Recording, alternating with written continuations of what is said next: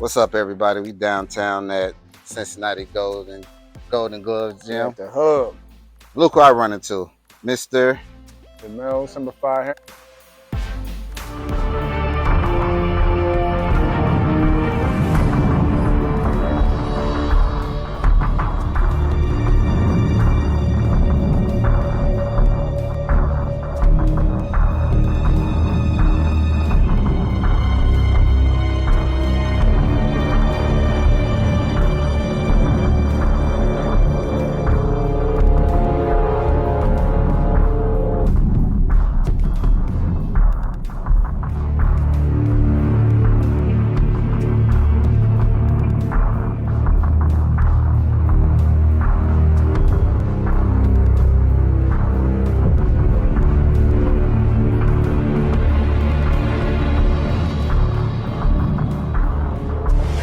Ladies and gentlemen, after 12 rounds, we have a unanimous decision. And the new WBO champion of the world, JAMEL,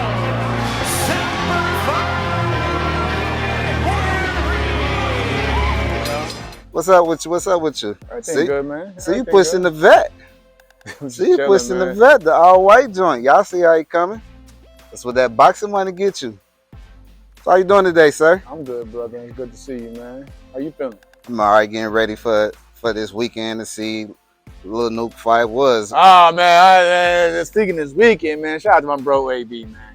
Come on, AB.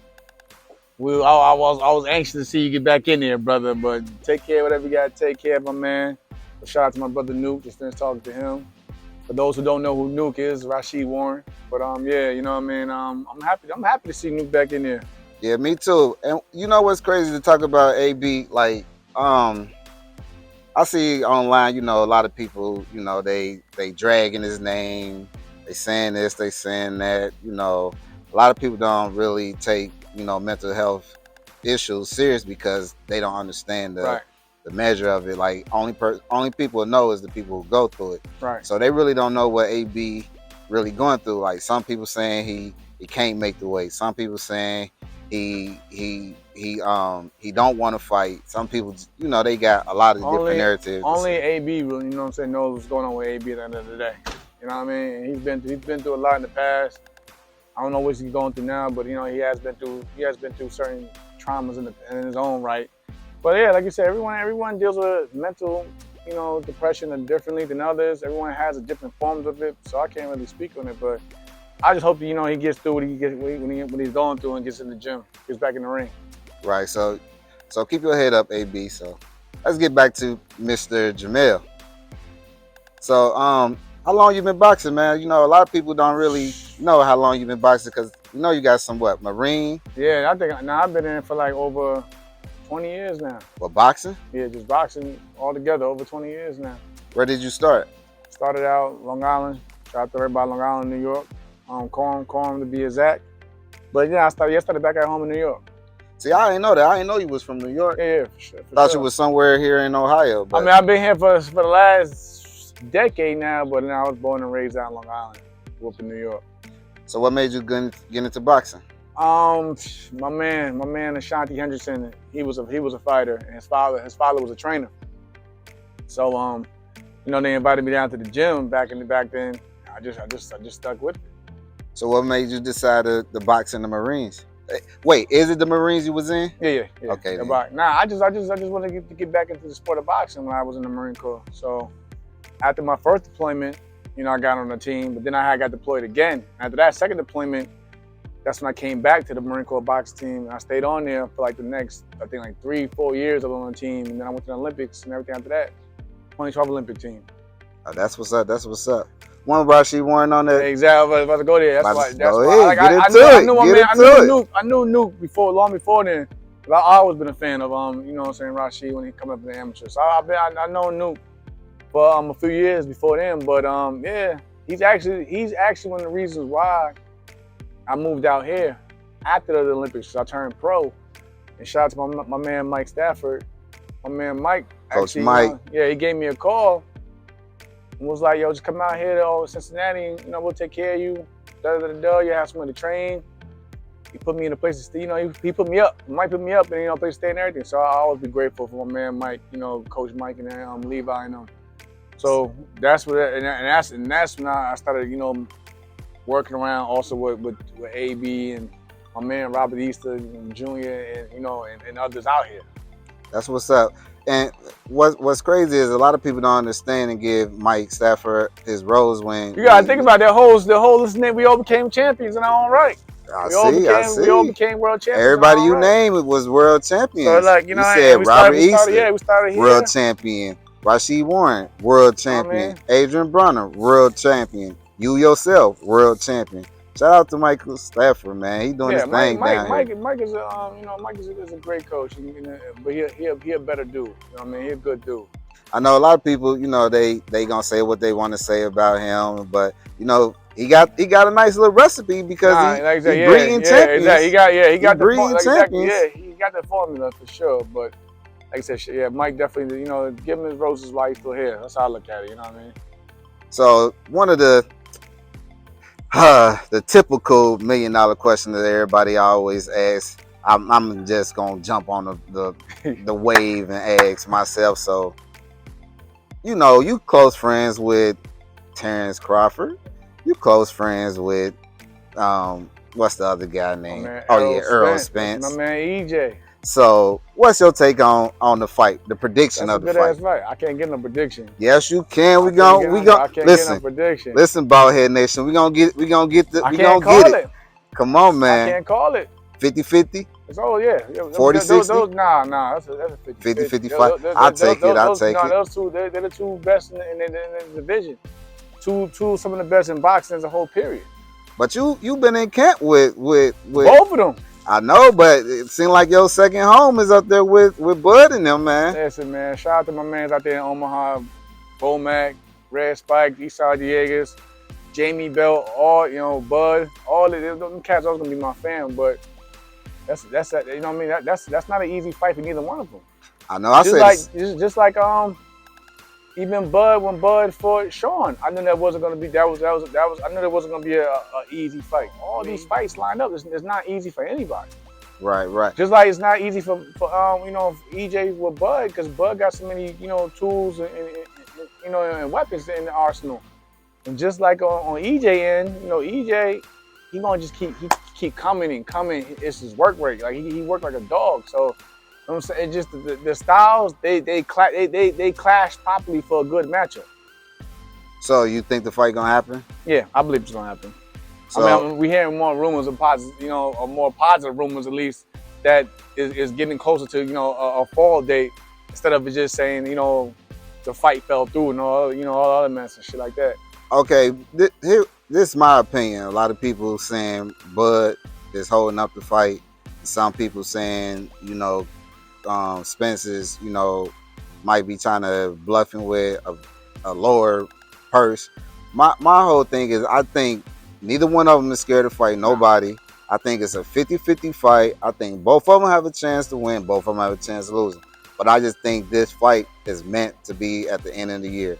So if they was to do the fight, sign the contract, 2 months ago? I'm hearing November time frame, which does put you at the end of the year. You know what I mean? So if you get it in, if they get it in, then I'll be there, to support, and I'm sure a lot of people will be there or be tuning in. So it's a fight that's needed for the sport. Okay, so let's go deeper into it. Say Bud win. What do that say about his legacy? I think he's done a lot for his legacy to begin with. But of course, if you get a victory over someone like Errol and you become undisputed in a second weight, that's guaranteed. I think he already locked in, to be a Hall of Famer regardless anyway. But that right there, that's a guarantee. So he lose. It still don't hurt his legacy. I agree. A lot of people say. Sometimes people take these losses and think it's the end of the. It's like, well, not the fighters at least, but like the media and the base at times. They take a fight or lose, and he just fell off. Yeah, like he just lost to the better man. So, but at the same, and vice versa. If Errol was to lose, still they don't see that. That don't mean he can't be champion again. I mean, we've seen guys like my man Danny Garcia. He's been beaten, but he's come back. You know what I'm saying?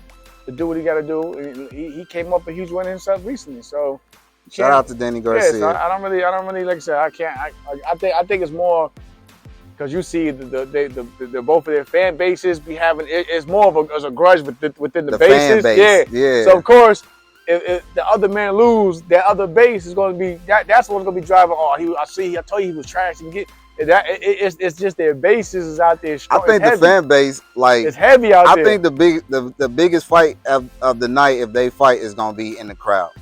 Like the fans gonna fight. It's gonna be heavy. Police better be there. The riot team better be there because I know a lot of money gonna be on the line. Ain't nobody gonna like to take that L.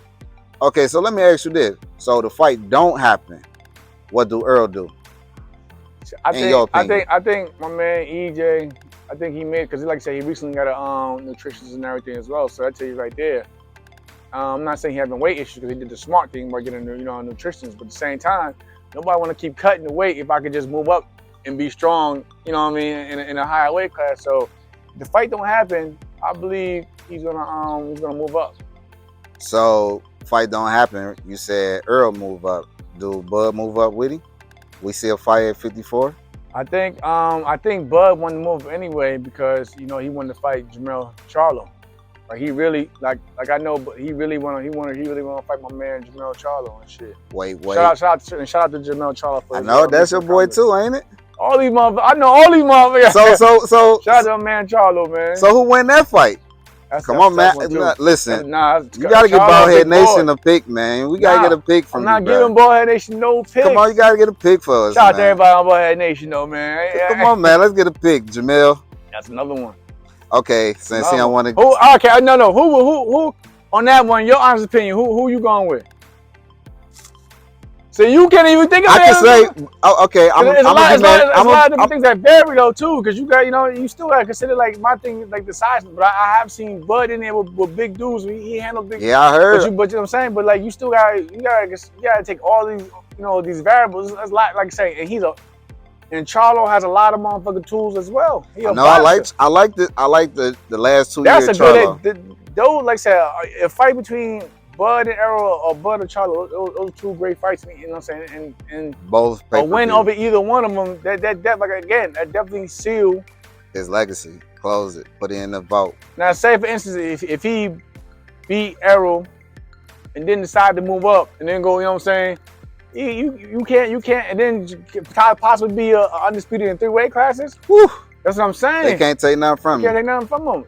Cause they say he ain't fighting. It's a lot of heavy hitters in all them weight, and let's also we can speak of my man, the ones that's coming up, like the Virgils and my man Boots. And so.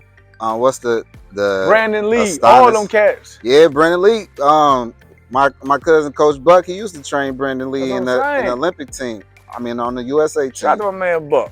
Yeah. Buck underrated too, man. Shout out to man, Buck even though I'm at Coach Mike Jim right now, I'm gonna say it. Coach Buck, the best coach in the world right now. He's the best coach in the world right now.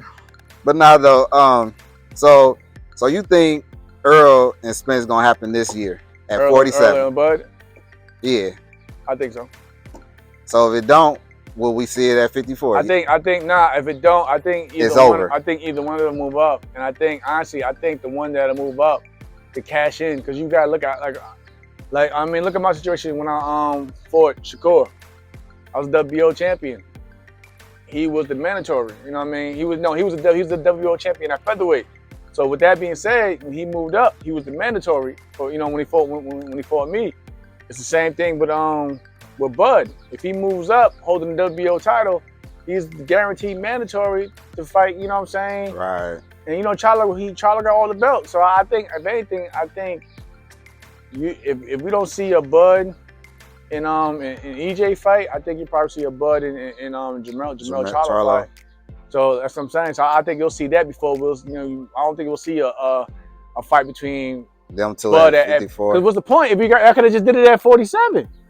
But I And I think there's more value and more money at 47 because of all the titles. So if say we get a winner at 47, Earl or Crawford, who would be their next opponent that you would like to see? I think they both move up after this fight. I think they both move up because you gotta look at it like this. I'm not saying they won't fight them, but like you got a lot of all these young hitters coming up, like we just mentioned, the Ortiz and the boosting them, and those guys are mandatory to those titles. You feel what I'm saying? So if you do stay, you either gotta fight, you know what I'm saying, one of these young cats, or you being in the ring with Shakur. I don't want to say what I want to say because we don't know where you gonna be in the next 6 months. Would you want a rematch? Rematch? No. And that's honest. You know why? It wasn't close. It's honest. Like, I can respect that. I respect like for instance, think about it. Right now, my man Devin Haney. Shout out to Devin Haney. He going through a rematch. Do you want to see it? No, and why don't you want to see it? Because that fight, it only made sense for the belts. For the belts. Not even for the belts. It just made. It only made sense for the belts. In terms like Dev right now. Listen, shout out to like I said, Devin and them, man. Nobody want to see it. Dev, I'm pretty sure Devin don't even want to do this shit all over again because it's like it wasn't close the first time. So why nobody who's gonna get to go see it? I mean, except for respectfully, they're faithful, hardcore bases. But like, I'm pretty sure Devin would rather fight somebody else, like a Tank or some, one of them Lomachenko or somebody else. You know what I mean? So like, and I had to put myself in the same perspective in terms of like, ain't nobody trying to see me and Shakur again. So if you come back to the ring, who you want to fight? If I just come back to the ring, for one, I would have to get back into the win column first. I respect the game that much.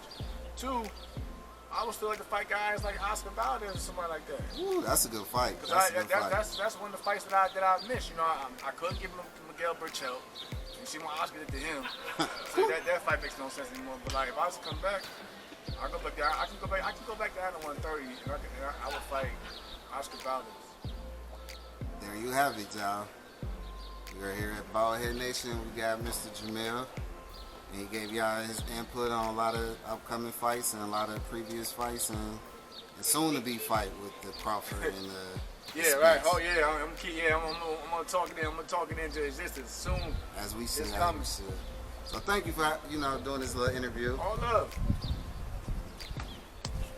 See, this Cincinnati, your second home, third home. Shout out to my little man we were talking about earlier, man. I gotta speak with him. What's his name?